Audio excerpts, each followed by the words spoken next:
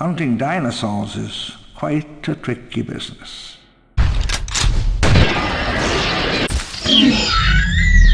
I recommend helicopters.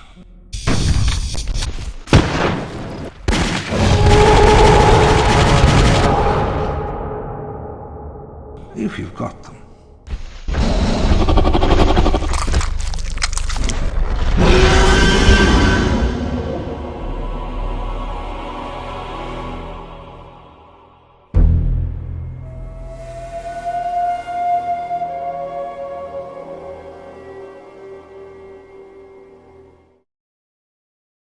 Hello everyone, this is Sorry on Target coming back at you with the next installment in our Carnivores Mods Showcase series, where today we're going to be looking at one of the most requested Carnivores mods to showcase on the channel. The one, the only, the ever popular Jurassic Park Hunter. So as with every other mod we've covered thus far, what I plan to do with Jurassic Park Hunter is to run it through the courses. Analyze everything from the menu design to the sounds, the animals, the maps, the weapons, and anything else that I can find hidden in the mod. As most of us are aware, the Carnivores games tell stories with a subtlety to them, using the environment to tell a tale, and the mods for the game are no exception. And since we're covering everything Jurassic Park Hunter has to offer, consider this your spoiler warning.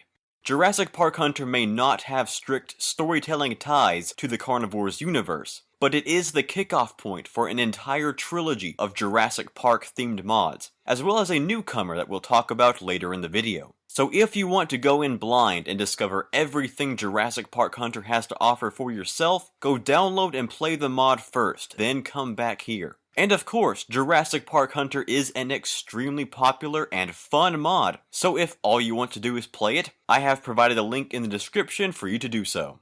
Now, one thing I should mention before we get too far is that this is the version 1.0 release of Jurassic Park Hunter. You see, this is a mod created by my good friend Keegan, whose other excellent mods we've already showcased on the channel include Carnivores Abandoned Islands and the Middle Islands. And almost a year ago, when I started the channel, he requested that if I ever do cover Jurassic Park Hunter, that I cover the 1.0 release, so of course I'm going to honor that request. There are later, more updated builds of the mod to play, but what we're looking at here today is version 1.0. So, without further ado, let's begin.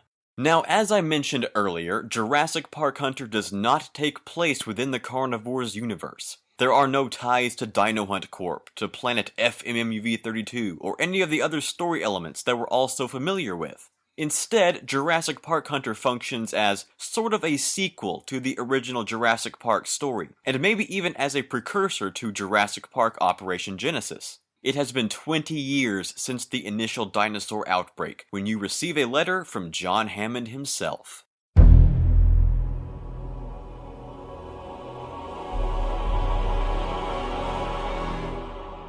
It appears that after the initial incident, InGen went ahead with their plans to ravage Isla Sorna, the island where the genetic creations were born and raised until they were ready to be introduced on the primary island. This makes Jurassic Park Hunter's story extraordinarily similar to that of the Lost World Jurassic Park, where you play as an InGen agent sent to Site B to, instead of outright capture, secure DNA samples from each dinosaur for use to reopen Isla Nublar, instead of creating a zoo in San Francisco. I mean, we're all aware of how well dinosaur zoos tend to work out in these scenarios. So, as stated, your task as the newest member of InGen's crew of dinosaur hunting agents is to track down and kill or tranquilize the dinosaurs living on the island. A very straightforward concept with enough plausibility to pull people back into the Jurassic Park mindset. Now we can take a look at the first thing agents will encounter before embarking into the jungles of Isla Sorna, the menus. Of course, John Hammond has only proposed this island adventure as a mere opportunity you must accept to begin. Dr. Alan Grant greets new agents with a disclaimer about InGen's responsibility of safety, fitting since he has seen firsthand how dangerous these animals can be. If you choose to accept, you will be taken to the main menu. The menu art for Jurassic Park Hunter is simple, a clustered map of Isla Sorna showing off the different areas located on the island. This is a simple touch that I quite like. It helps the mod separate itself from the typical Carnivores mods, focused on expanding the mythology of the Carnivores universe, by not showing any animals, instead giving players the overall layout of where they will be hunting with some very bright and vibrant colors. The menu music is, of course, a variant of John Williams' timeless Jurassic Park theme. I mean, what else could it be for a Jurassic Park-inspired mod? Now we move on to the hunt menu, textured a very dark gray, almost black, probably to convey the gravity of the situation. This is no typical safari after all. You are about to embark into a hostile world populated by animals genetically engineered to be terrifying. Don't let the bright map colors and inspiring music fool you. This is not going to be a walk in the park. You might have noticed that Jurassic Park Hunter starts agents off with 50 points before getting extremely pricey. 20,000 points just to unlock the T-Rex? All I want in exchange for my services is the right to hunt one of the Tyrannosaurs. You better start saving up, Roland. These prices are pretty steep when you start off in double digits and can be pretty daunting. However, what you'll soon realize is that InGen pays a hefty amount for each dinosaur you down, often upwards of tens of thousands of dollars, and the bigger and more dangerous, the better. So don't let your abysmal starting score and the intimidating prices put you off. Each menu picture is different for each element, and I really like this. Areas are shown through a narrow viewfinder, hinting at a sinister approach to Isla Sorna, and described through a pretty arbitrary ranking system, ranging from mostly medium to challenging. Dinosaurs are revealed through a skeletal preview, keeping their exact designs hidden, and InGen has provided their target zones for easy takedown. That's right guys, weak spots are back. Each dinosaur is given a code name, a danger level, and some facts and statistics, allowing agents to choose their preferred targets carefully.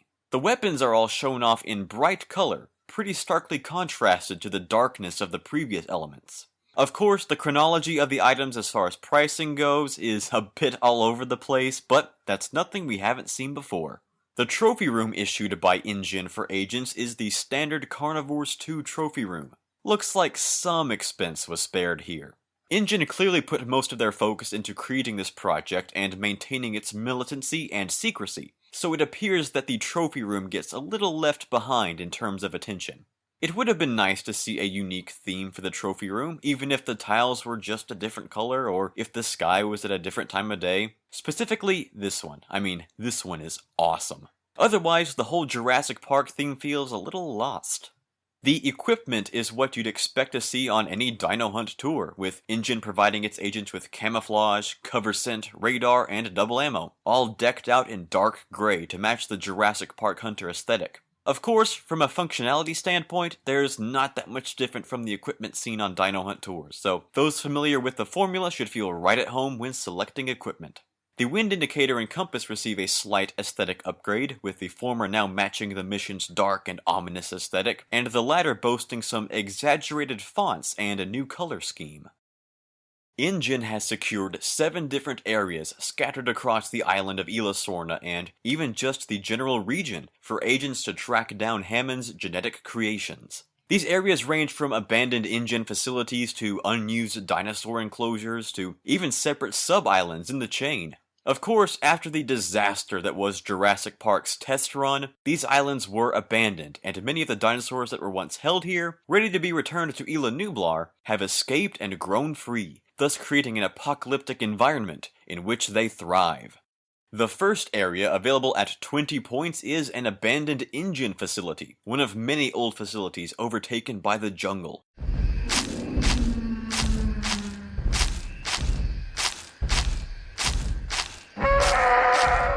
Located far across the fog-covered plains of Isla Sorna, high on a forested mountain overlooking the flatlands, lays the perfect area to set up base. Nestled deep in the hilly woods resides the eponymous structure, InGen's long-abandoned facility. There are actually a couple of abandoned InGen facilities on this part of the island, one to the southwest and another to the northeast.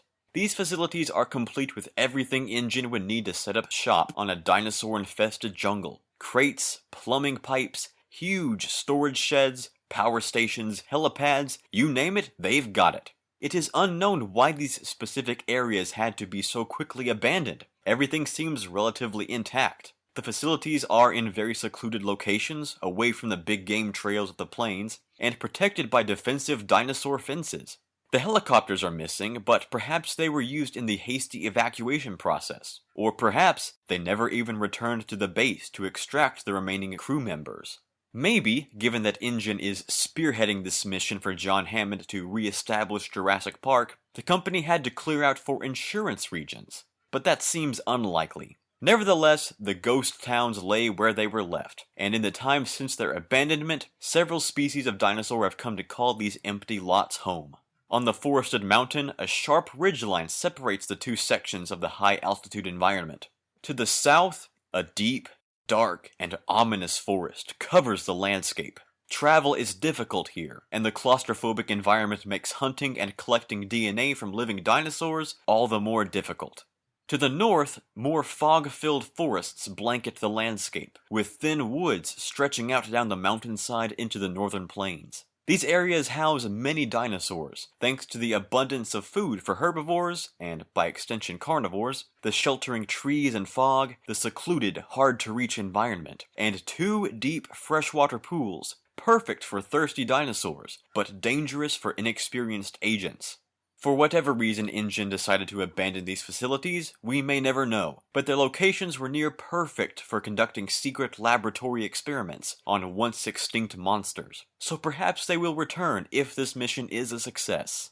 The next area available at 500 points is located deep in the jungles of the island, the Raptor's Pen, or at least what's left of it.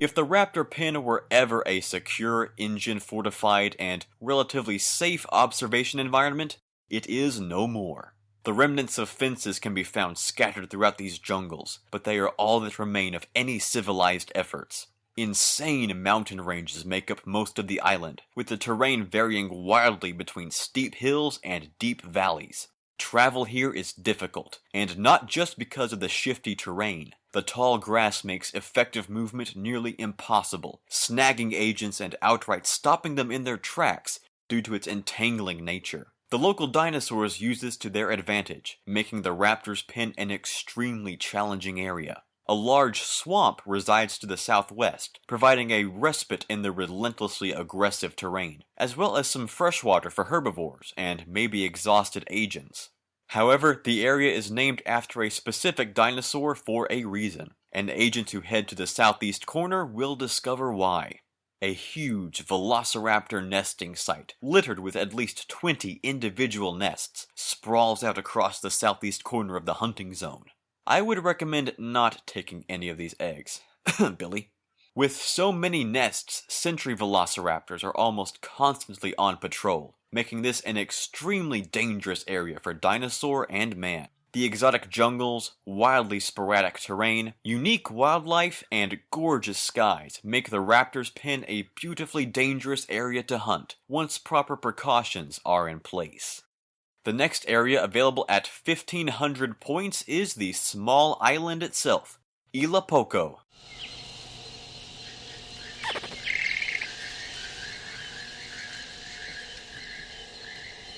Located in the island chain, but separate from Isla Sorna, Isla Poco is much smaller than Sorna, about the size of one of InGen's designated hunting zones on the primary island.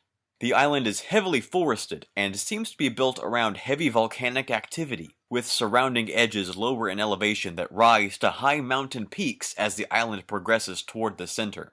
A thick fog permeates the outer edges of the island, giving way as the elevation rises. The fog makes visibility in the already thick jungles nearly invisible, and provides an excellent advantage for predators who do not necessarily have to rely on sight to hunt.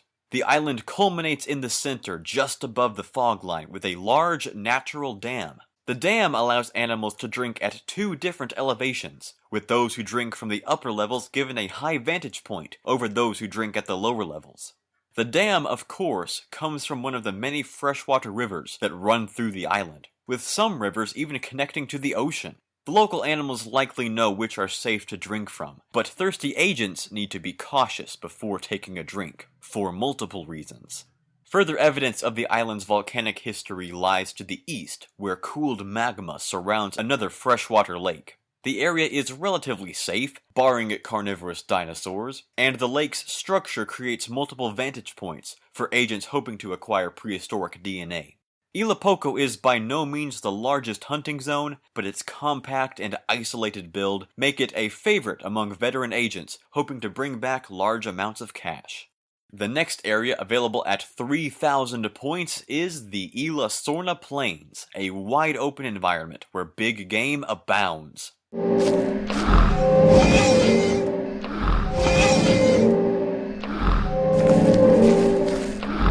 Carnivores hunt on game trails, and you will find no finer example than the Elasa Plains. Huge, expansive, and downright intimidating, these flatlands house more species of dinosaur than anywhere else on the island. It's a favorite destination of hunters to take down huge dinosaurs like Pachycephalosaurus or Tyrannosaurus, so it makes sense that InGen would include this huge area in their missions. The area is not solely flatland, however. High mountains and deep ravines transform the landscape into a fluid ocean of ups and downs, appealing to a wide variety of hunting preferences. Agents who prefer sniping targets from the safety of 3 miles away will be at home on the open plains, while agents who prefer to tackle their prey head-on in the field of battle can use the deceptive hills and tall grass to their advantage. The plains do bear a few odd structures, perhaps remnants of a primitive civilization that is now long gone. But aside from the endless grass plains and distinct lack of forests, the Elasa Plains offer little more than a wide-open hunting experience. The next area available at 4,000 points is the Isla Muerta Lake, the largest lake on the entire island.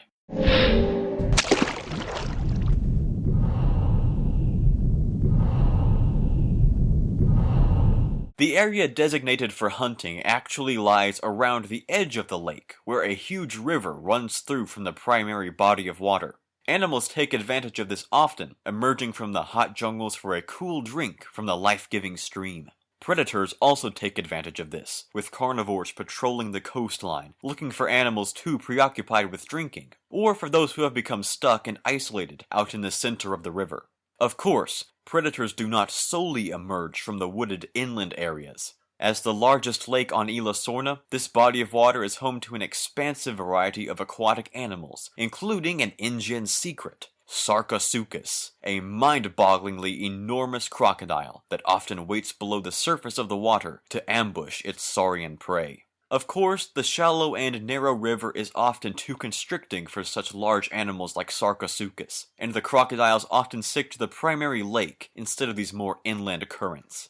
The surrounding area is an endless jungle, hot and perfect for housing species of dinosaurs. However, dinosaurs are not the only prey items here. Many agents have been claimed by the swift and dangerous currents, either by stumbling in, being chased, or perhaps dragged under by a supersized crocodile. The penultimate area available at 6,000 points is the southern coast, a surprisingly diverse landscape for what could have been a mere coastline.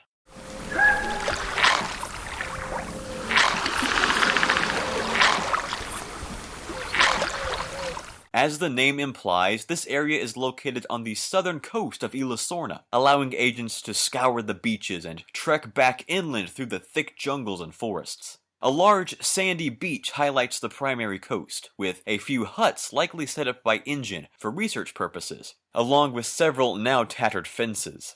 This area may have served as either a research station or a harbor, allowing scientists, agents, and other authorized individuals to travel to this island by boat. The area, at least used to be, fenced off on land and in the ocean, preventing animals from intruding too close. A necessary precaution as well, as InGen appears to have set up their camp along an Apatosaurus migration route. Farther inland, the area completely forsakes its coastline name in favor of dense forests and mountainous areas that make travel difficult.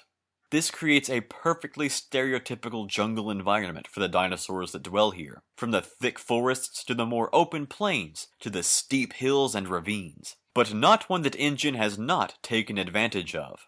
More demolished fences lay scattered throughout the forests, including a lone hut overlooking the woods to the east, perhaps a relay station for the primary settlement on the coastline.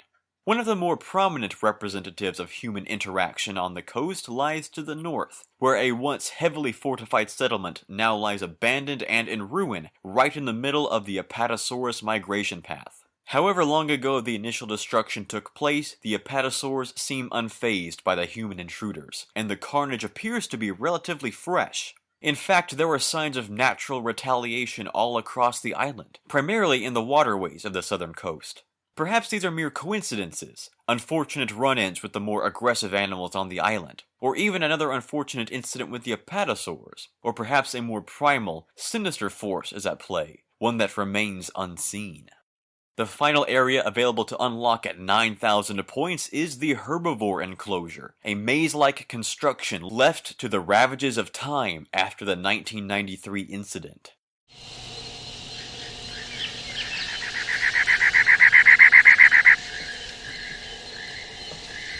Likely located on the northern coast of Isla Sorna, the Herbivore Enclosure used to, as the name implies, keep herbivorous dinosaurs contained and in close proximity to each other, building their social skills and letting them grow before introduction to the primary park on Isla Nublar. However, after InGen's abandonment of their facilities, the dinosaurs have been allowed to roam free, and not just herbivores roam these forests anymore. Surprisingly, the Herbivore Enclosure is one of the more intact dinosaur housing areas on the island. The fences all remain where they were built, and there are even still signs of recent human activity along the coast. However, the outside of the fences are much more overgrown than the inside. Tall grass encompasses the already wild foliage in the forests, and makes an excellent hunting zone where predators wait for stragglers to wander by. Aside from the fences, there is not much more to the Herbivore Enclosure, other than the immensely thick jungles, but these wildlands make an excellent and challenging environment for the hunters and the hunted alike. So what do I think of Jurassic Park hunters' areas? They're about half and half for me. The ones I really like, and the others I'm just not too crazy about. A lot of the maps are based around or simply redesigned versions of Carnivores maps we've seen before. Isla Poco is a redesigned version of the Giant's Boot. The Elasa Plains are based off of the future Great Lake from Carnivores Reloaded. The southern coast is a retextured Mania jungle, and the Isla Muerta Lake seems to be at least inspired by the Amazon map. Now this is not a bad thing by any means, it's just that some maps hide it better than others, and when it's done really well, it is less noticeable and more appreciated than when not. My favorite maps, and the ones I'm consistently drawn to, are the abandoned InGen facility, Isla Poco, of course, the southern coast, and the Herbivore Enclosure. If not for the absurdly thick fog, the abandoned InGen facility would be a top-tier map for me. Its design is pretty incredible. It really feels like a tropical, dinosaur-infested jungle, and the abandoned facilities add some real intrigue to the map. Isla Poco is a standout. It's precisely what the Giant's Boot would look like if it were located below FMMUV-32's polar regions. And because it retains that literal level of professionalism, it's by default a well put together map. In fact, I find it more fun to hunt on Isla Poco than the Giant's Boot myself. Even though they're basically the same map, Isla Poco just feels more well done. The southern coast is a surprise favorite of mine. Judging by the overhead map, a retextured Mania jungle might not be a lot to get excited about. But I really love this one. It's got a lot of great variance in the terrain, from beaches to plains to mountains to forests of varying kinds. There's a lot going on, and from the ground it looks really good, and that's to be commended. The Herbivore Enclosure has the foliage and ambience of a dinosaur-infested jungle near perfected. Let's be real, from the overhead map, the area structure is pretty bland, and the terrain itself is flat, which is unfortunate. But man, the flora, from the exotic flowers to the ferns to the tall grass, is all so immersive, and the ambient sounds really pull you in to what could have been a rather dull map. The other maps, I'm just not too fond of. I absolutely love the sky at the Raptor's pen. It looks like a truly ominous nighttime aesthetic, even when hunting at day, and the ambience sets the tense tone nicely. However, there are a lot of absurd hills, and the terrain is too technically tricky. Sometimes objects like tall grass turn invisible, and you can't walk over them, even though there's clearly nothing in front of you. This makes hunting more frustrating than anything, and the same goes for the Elasa Plains. While the Herbivore Enclosure perfected the tall grass mechanic, the other two maps haven't quite mastered it yet. Not to mention there's just not that much to the plains. It's just a treeless version of the future Great Lake, and the Isla Lake is so laggy that it's really tough to hunt there. All in all, I'd say the maps are solid and all at least fun to hunt on in their own right. But there are some that stand head and shoulders above the others, in my opinion. Jurassic Park Hunter features 4 ambient animals and 10 huntable dinosaurs, all leftover remnants from InGen's previous experiments. All of these animals have been featured in some form of Jurassic Park media at some point, and not all of them are found roaming about the islands. In addition to the 4 ambient animals, there are several others that remain hidden throughout the jungles of these islands. InGen has provided agents with basic dinosaur calls that mimic the sounds of the native dinosaurs, likely acquired through years of study and genetic manipulation. The mighty Pteranodon rules the skies over Elasa. Dark and large, this huge pterosaur solely occupies the skies of these dinosaur-infested jungles, where it likely feeds on fish by diving into the many lakes and rivers, or even by picking off smaller dinosaurs if it gets the chance. Pterosaurs were likely kept in an aviary on Elasa. However, no such structure has been found by InGen agents on this expedition, so it seems that the creatures have long since fled their place of capture. The Pteranodon often emits loud, squawking cries, pretty much what one would expect large pterosaurs to sound like. The extremely vocal Gallimimus patrols the shrubbery of these jungles, calling out to its brethren quite often. The Gallimimus presents the easy food source for the many predators roaming the island. Small, loud, and slow to flee, Gallimimus provides an excellent prey item for any carnivore, from Velociraptor to Tyrannosaurus. Because there are so many of them, it's likely that these animals function essentially as rabbits, keeping their numbers high enough to compensate for their high casualty count, as they don't bother hiding and are extremely easy to catch. The enormous hadrosaur Parasaurolophus is the largest animal that InGen does not require on this dinosaur safari. Further differentiating itself from typical Carnivores mods, Jurassic Park Hunter does away with Parasaurolophus's time-established and traditional role on the hunting roster by adding it as an ambient animal. These extremely loud and vocal hadrosaurs function similarly to the Gallimimus, slow and relatively defenseless prey items, likely serving as bigger and heftier sources of food for the larger carnivores. Despite its slow speed and lack of defenses, the Parasaurolophus can take quite a beating before it goes down, and its intimidating size and bright colors can be enough to put off all but the largest and most desperate carnivores.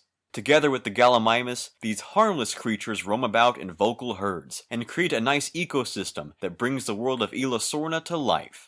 To balance out the herbivore-dominant ambient roster, the tiny Procompsognathus can be found scampering about through the forest floor. Not to be confused with the little Compsognathus that put an end to Dieter. This little green dinosaur is so small and so well camouflaged that you'll likely hear one long before you see it. These tiny carnivores often leap about through the shrubbery, attempting to catch any insects that fly by. This dinosaur appears to be solitary, despite being perfectly suited for living in a pack-hunting lifestyle, where they could easily gang up on smaller prey like Gallimimus. Although they are carnivorous, they are diminutive, posing no real threat to anything larger than a dragonfly, and will immediately flee at the slightest approach. Of course, there are other creatures not on InGen's list that are not as easily found as the aforementioned animals. Pachycephalosaurus, a dinosaur native to the southern coast, roams the waterways of its tropical home, omnipotently observing the shorelines. Of course, it is unwise to set up camp along an Apatosaurus migration path, as the behemoths give little concern to whatever is unfortunate enough to get in their way. Metriacanthosaurus is another rare animal, a scavenger left over from the fallout of Elasa, who now roams the Herbivore Enclosure in search of an easy meal. The first huntable dinosaur available at 20 points is the mildly territorial iguanodont Ouranosaurus.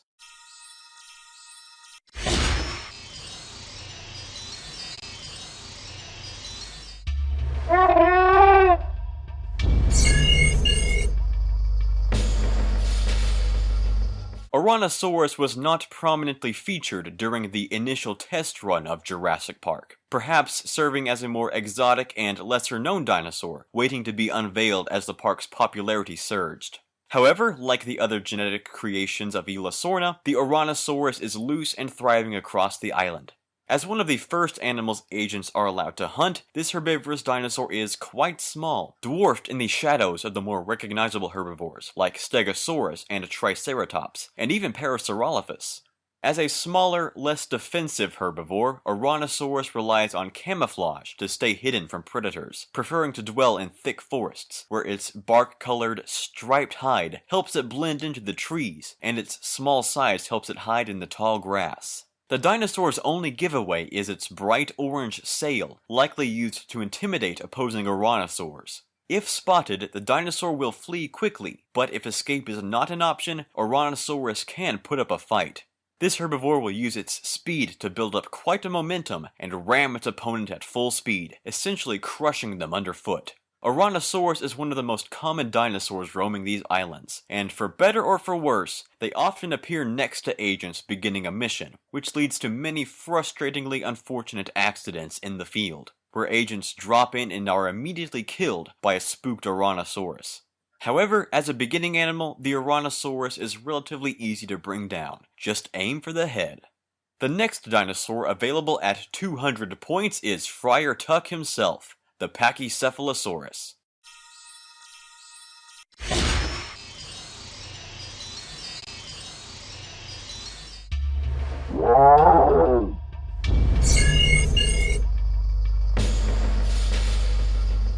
After grinding through the relatively helpless herbivore Ouranosaurus, agents are next able to take down dinosaurs with a bit more offensive capabilities, the first one being the Pachy. This thick-headed lizard roams about the plains of Isla Sorna, stopping occasionally to search for food while traveling in larger herds of Parasaurolophus and Gallimimus. The Pachy's warbled grunt is not very loud, but it is quite a vocal dinosaur, and often calls out to its brethren in its ever-constant search for food. Like many of the herbivores running about the island, the Pachy is more than capable of self-defense. The dinosaur features a distinctive domed skull, 9 inches of solid bone. A Pachy's neck attaches to the bottom of the skull, not at the back of its head. When it lowers its head, its neck lines up with its backbone, perfect for absorbing impact. Just don't aim for the head when taking one down. It might not be very fast, but the Pachy is durable, and will happily bash anything foolish enough to get too close. The next dinosaur available at 900 points is the massive Stegosaurus.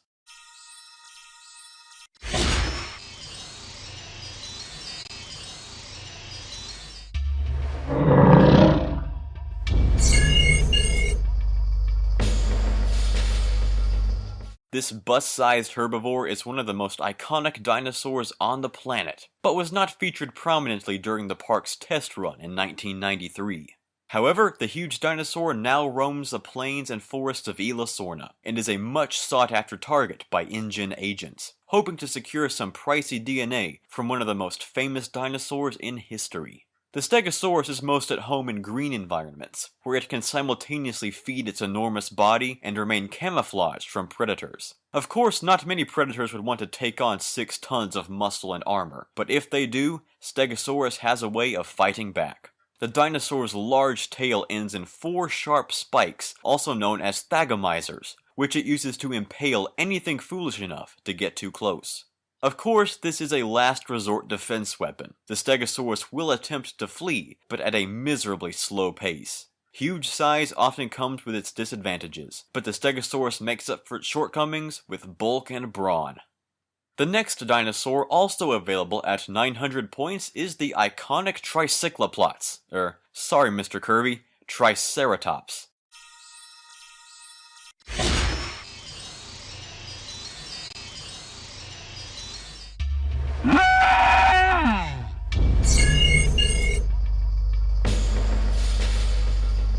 This elephant-sized herbivore is another extremely famous dinosaur, one that is highly sought after by InGen's agents. Returning the famed Triceratops to the upcoming rebirth of Jurassic Park is paramount. On the plains of Isla, this huge dinosaur roams about in family groups, not near as innumerable as the other herbivores like Parasaurolophus or Ouranosaurus. This makes it even more prized, as its rarity adds to its allure. The dinosaur also comes with some of the most recognizable headgear in the animal kingdom. A huge head frill adorned with 3 sharp horns it will use in self-defense if provoked. The Triceratops is not very fast, but by comparison it is much faster than the likes of Stegosaurus, using its powerful legs to propel itself away or toward intruders. Because of its immense size, the dinosaur often stops to rest, which can be an ideal time to sneak up on and surprise an unwary Triceratops. Don't aim for the head or body though. The easiest way to take down a trike is to aim for the neck, if you can catch it unprotected by that enormous head shield. The first carnivore available to hunt at 1500 points is the venom-spitting Dilophosaurus.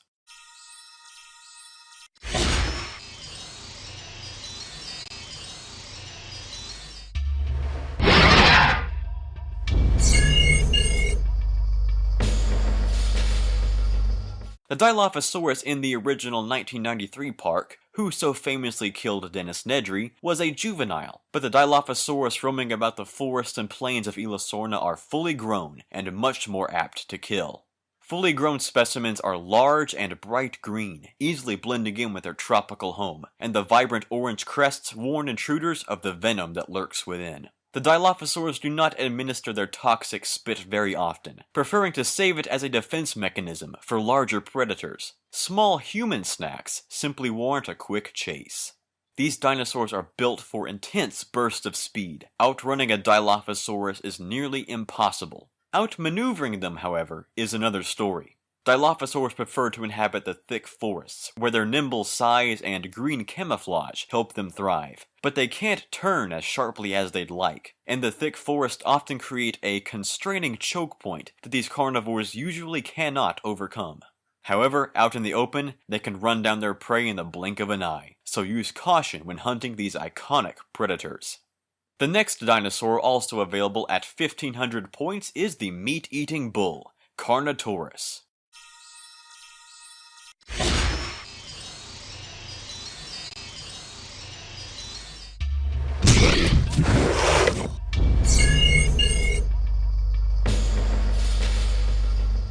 Appropriately codenamed Demon by InGen agents, this ferocious carnivore patrols the outskirts of wooded areas for an easy food source.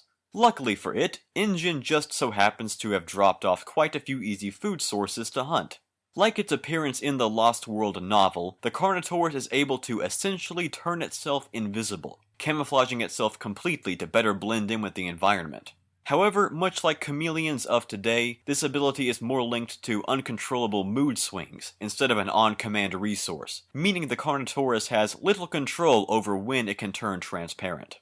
However, against smaller prey, the Carnotaurus has little need for invisibility. The animal's green hide blends in well with its jungle home, and its body is built like a bullet, allowing it to run down and dismember whatever gets in its line of sight. Despite its natural camouflage abilities, InGen, during their early days, decided to take advantage of the Carnotaurus' unique attributes and further engineered the dinosaur's camouflage to its full potential, allowing the Carnotaurus to become completely invisible. Codenamed Stalker, the invisible predator still roams the forest of Isla, hunting down prey with little effort. It is unknown why InGen decided to create a dinosaur with camouflage abilities this extreme. Perhaps as a precursor to the Indominus Rex, or perhaps as the ultimate form of big game for wealthy hunters like Roland Tembo to pursue. But how can you hunt something you cannot see? The next dinosaur available at 3000 points is the iconic pack-hunting predator, the cleverest of girls, the one and only Velociraptor. They should all be destroyed.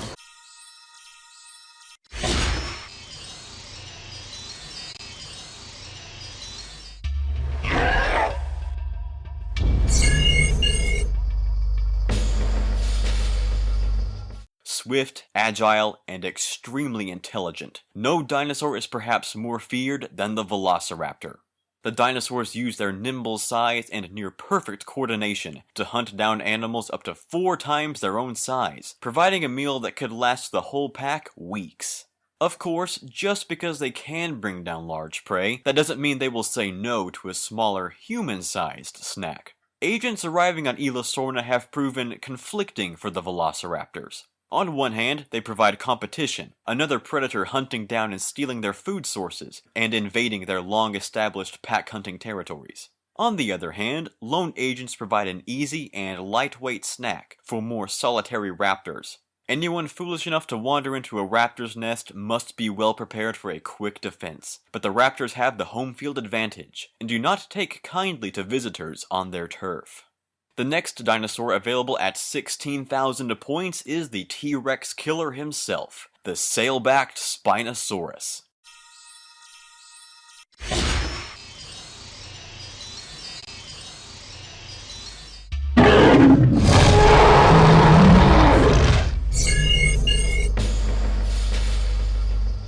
This huge predator is quite at home in the water, but that is not the only environment in which it is limited. The Spinosaurus is just as comfortable roaming the plains of Isla Sorna as it is the southern coast, or the Isla Muerta Lake.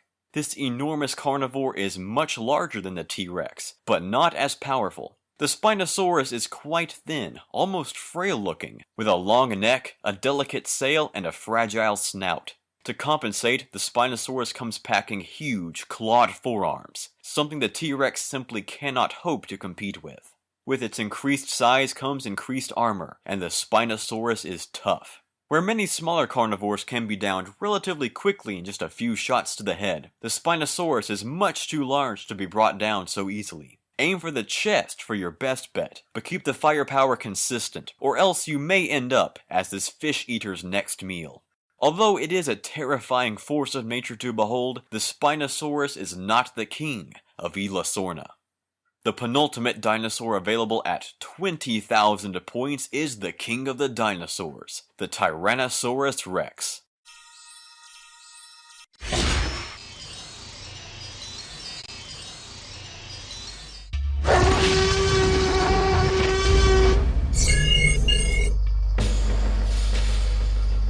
The legendary king of the dinosaurs, the T-Rex is the ultimate big game prize, and one of, if not the, most sought-after dinosaurs on InGen's list.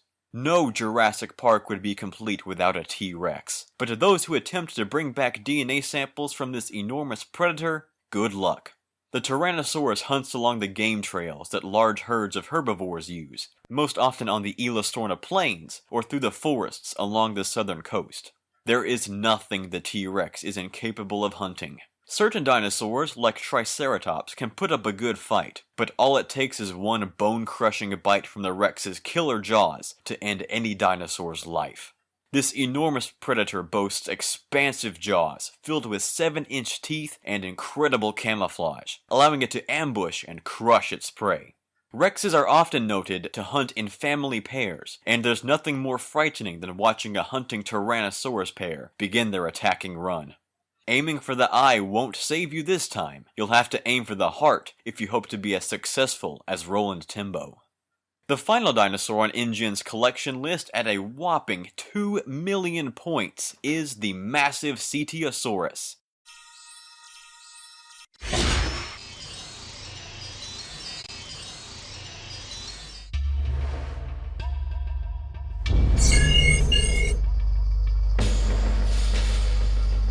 This enormous sauropod has little to fear from any predators, dinosaur or human, thanks to its massive size, making it quite the feat for InGen's agents. Like other dinosaurs on the tour, Cetiosaurus was not heavily featured in the original test run of Jurassic Park, being shelved in favor of the more recognizable Brachiosaurus. But now that InGen's work on Isla Sorna has been abandoned, the dinosaurs are able to thrive and flourish with little competition, since Brachiosaurus is nowhere to be seen.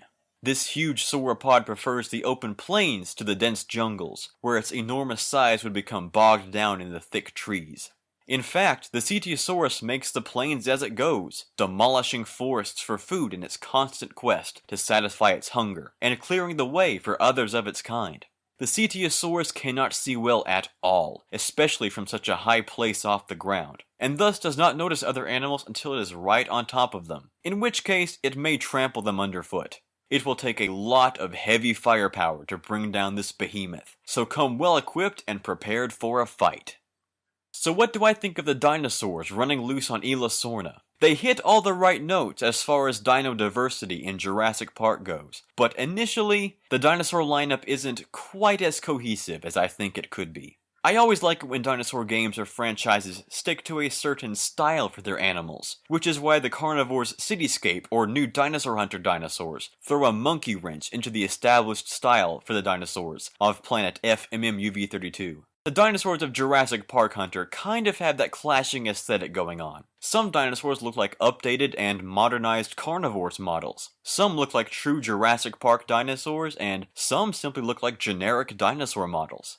This might be off-putting to some, but in retrospect, for this mod specifically, I do think it works. Just as the dinosaurs of Jurassic Park are created from a hodgepodge of different animals to fill in the gene gaps, it makes sense that using such a wide variety of source material would yield such diverse results. Some dinosaurs might have a little more frog in them than others, while some might feature a little more cuttlefish DNA. Who knows? With such an expansive gene pool to draw from, perhaps it makes the most sense to feature such a wide variety of dinosaurs. Plus, this allows hunters with different design preferences to hunt what they want, instead of being stuck hunting dinosaurs with a strict design style. As for the dinosaurs themselves, there are certainly some I like more than others. The hadrosaurs are a little too cartoony for my taste, even if some are based off of established Jurassic Park designs. But I really like the updated Carnivores-styled herbivores, even if their skins are a little bland. Probably my favorite dinosaur in the mod, however, is the Velociraptor. It looks and sounds just like you'd expect a Jurassic Park Velociraptor too, with a coloration scheme similar to the starting raptor from Jurassic Park Dinosaur Battles. If not the Velociraptor, my next favorite dinosaur might be the Carnotaurus. I really like the coloration of this dinosaur. The two most prominent representations of Carnotaurus I was exposed to as a kid were Disney's version and the excellent Gen DOS version, a red and green variant, respectively, so those are always the colors I've associated with the Carnotaurus. So it's cool for me personally to see Jurassic Park Hunter implement both colors into the dinosaur. I do find it a little odd that not all of the dinosaurs use their traditional Jurassic Park calls. Of course the iconic ones like Spinosaurus, Tyrannosaurus, and Velociraptor do, but even the raptor just uses the same croak over and over. I also find it a bit interesting that the Cetiosaurus is the final sauropod to unlock, and not the Brachiosaurus. Of the two sauropods, Brachiosaurus is the more well-known and associated with Jurassic Park. So although Cetiosaurus is a fine pick, it's just a little curious that it beat out the iconic Brachiosaurus. All in all, the dinosaur designs might not be the most faithful to their inspirations, but they get the job done nicely, and serve as an excellent evolutionary precursor to Jurassic Park-inspired Carnivores mods to come. Also, I personally think it would have been cool to see some legitimate call icons designed for the dinosaurs, instead of just reused menu pictures. It's little details like that which really help mods, and games in general, come together. And even seeing the mod expand upon the skeletal dinosaur aesthetic with the call icons, maybe by just providing a skull, would have been a neat touch.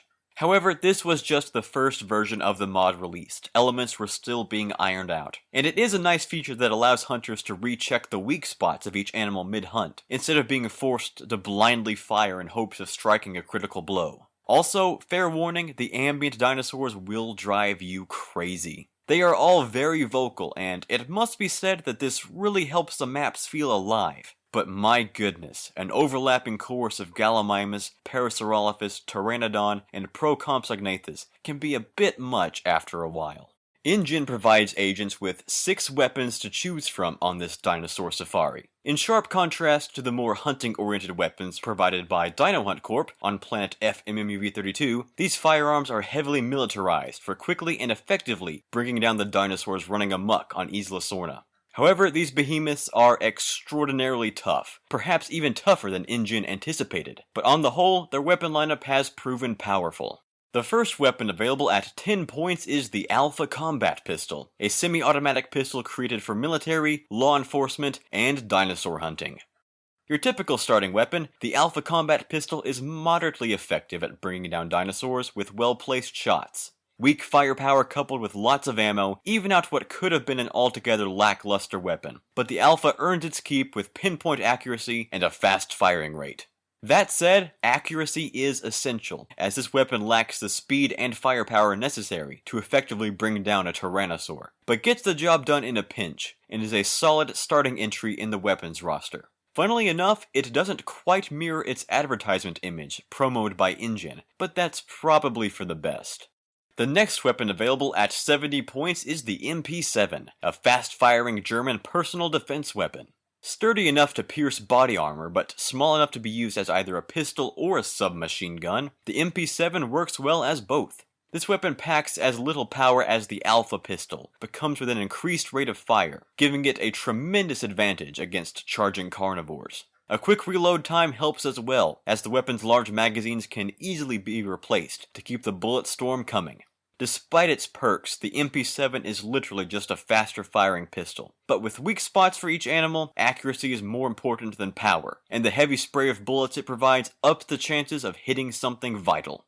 Of course, you can't have a dinosaur safari without a classic double-barreled firearm, and InGen's selection is the Winchester variant, available at 100 points. A heavy hitter favorite in the dinosaur hunting niche, this double-barreled shotgun uses powerful slugs to tear through saurian scale. The double-barreled design allows 2 shots to be pumped into dinosaurs almost simultaneously, allowing for devastating damage at close range. Although nailing dinosaurs in their vital organs is preferred for a clean and easy takedown, the Winchester double barrel packs enough power and speed to bring down most small to medium-sized dinosaurs without being accurate. Just hope that someone doesn't pull the slugs out before you line up that Tyrannosaurus in your sights. The next weapon available at 250 points is the KSG shotgun, a unique and powerful pump-action firearm. This shotgun is not quite as powerful as the Winchester variant, nor can it fire off shots as quickly, but at close range, the weapon's 12-gauge slugs are designed to tear dinosaurs to shreds. The weapon's dark coloring helps keep it and its agent camouflaged in thick jungles, and the slim design allows for easier transport. Even though it may not be as powerful, the KSG is an extremely tough shotgun. There are few weapons agents would rather have in a close quarters battle with a rampaging dinosaur, and any firearm that can pump enough shots to bring down a Spinosaurus is a Class A weapon in my book.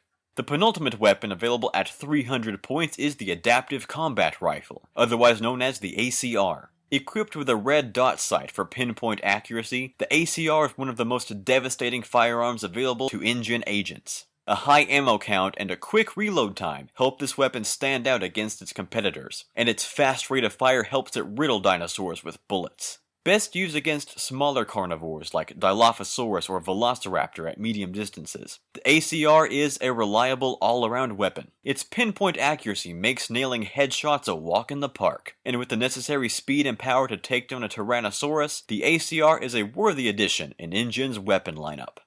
And the final weapon available to unlock at a whopping 2,000 points is the Barrett M82, one of the most powerful military-grade sniper rifles available. Easily InGen's most powerful firearm to offer their agents, the Barrett M82 is able to drop most dinosaurs in 1 to 2 shots. Huge herbivores like Pachycephalosaurus and Stegosaurus are no match for the might of this sniper, and even carnivores like Dilophosaurus and Carnotaurus bow before its insatiable stopping power at no matter the distance.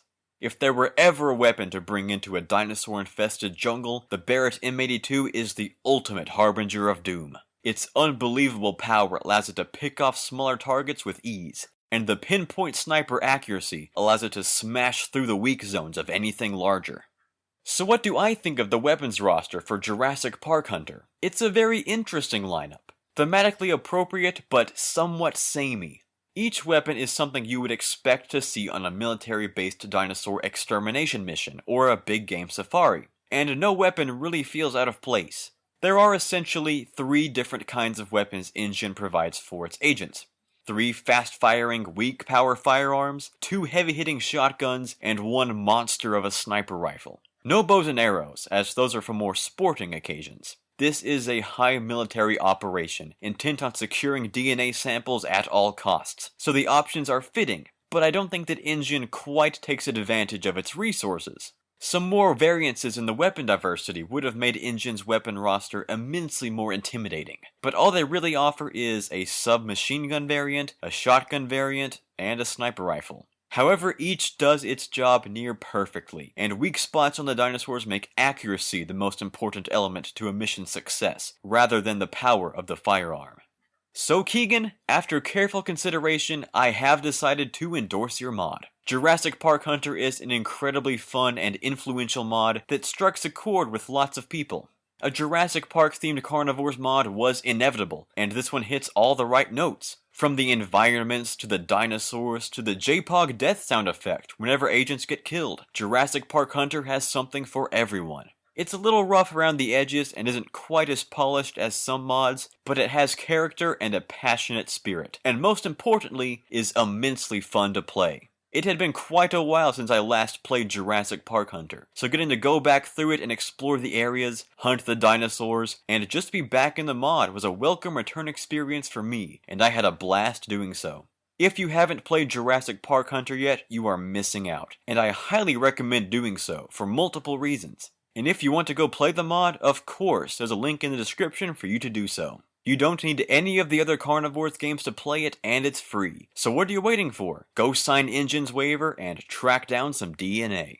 Of course, one of the many reasons I think you should play Jurassic Park Hunter is that it acts as a nice prelude to another upcoming Jurassic Park themed Carnivores mod, Jurassic Park Hunter Legends. From the looks of things, Jurassic Park Hunter Legends aims to be a soft reboot of Jurassic Park Hunter, capitalizing on the popular aspects of the mod and updating them for a more polished product. Keegan and Tormer are spearheading this project, which looks to be incredibly fun when finished. One of the big selling points of the mod will be the revamped classic maps from the original Jurassic Park Hunter, including the fan-favorite Isla Poco, which you can see gameplay from here. What will make Jurassic Park Hunter Legends unique among Carnivores mods is that it will have map-specific wildlife programmed to make the worlds feel more alive.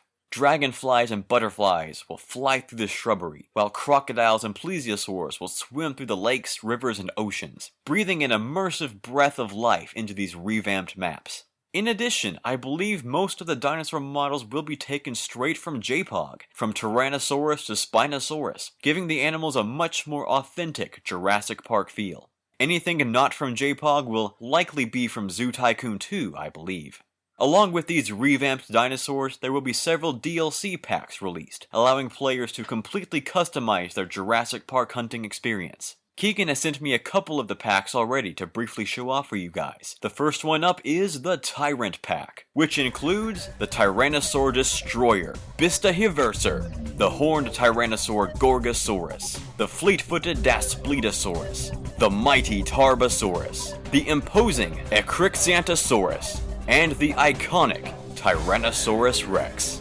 All of these Tyrannosaurs look and sound amazing, and the ability to choose which tyrant lizard you want to hunt down is such a cool idea.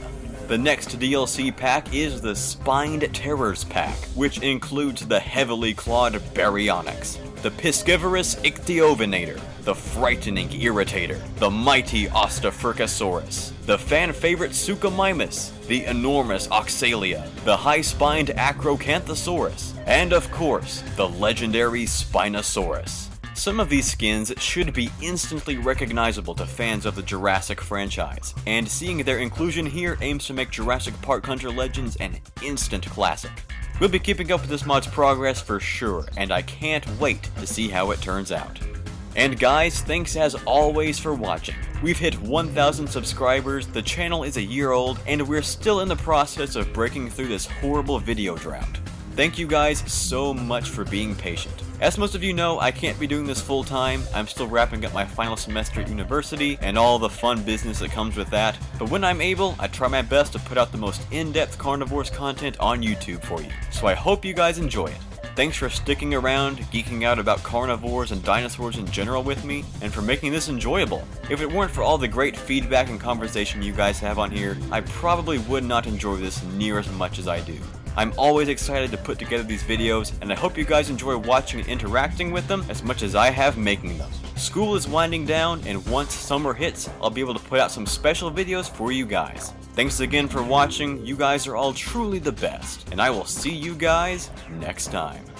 Next time on the Carnivores Mods Showcase Series.